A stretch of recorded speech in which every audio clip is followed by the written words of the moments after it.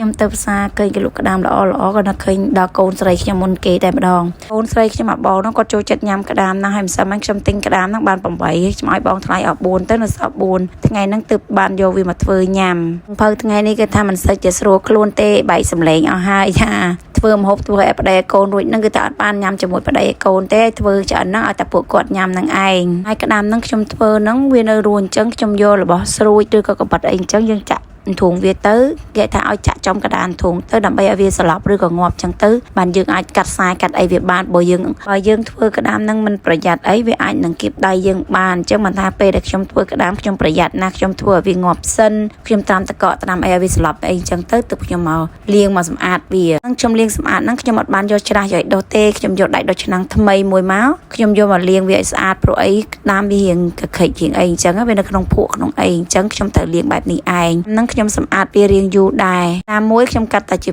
2ទៅរួចហើយនៅតាគៀបហ្នឹងខ្ញុំបេះវាចេញខ្ញុំដំវាឲ្យបែកឲ្យវាស្រួលញ៉ាំបើពេលដែលយើងឆាឆ្អិនយើងក៏អីចឹងយើងយកមកខាន់អាចនឹងបាក់ថ្មីព្រោះវារឹងណាស់ព្រោះនៅផ្ទះខ្ញុំអត់មានតែកាប់តែគៀបក្តាមហ្នឹងទេ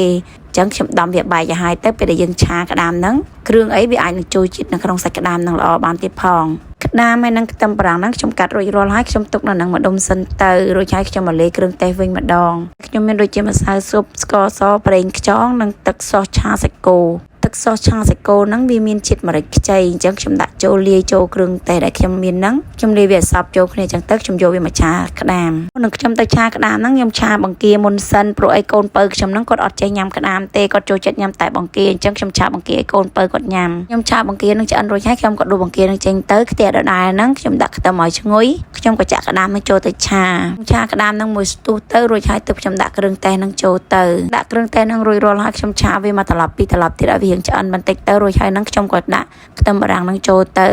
ឆាវាមួយស្ទុះទៀតខ្ញុំក៏ចាក់គួរក្តាមនឹងចូលទៅឆាជាមួយគ្នាចាឆាសពអស់ហើយចាតែប៉ុណ្្នឹងគឺថាឆ្អិនរួចរាល់ហើយ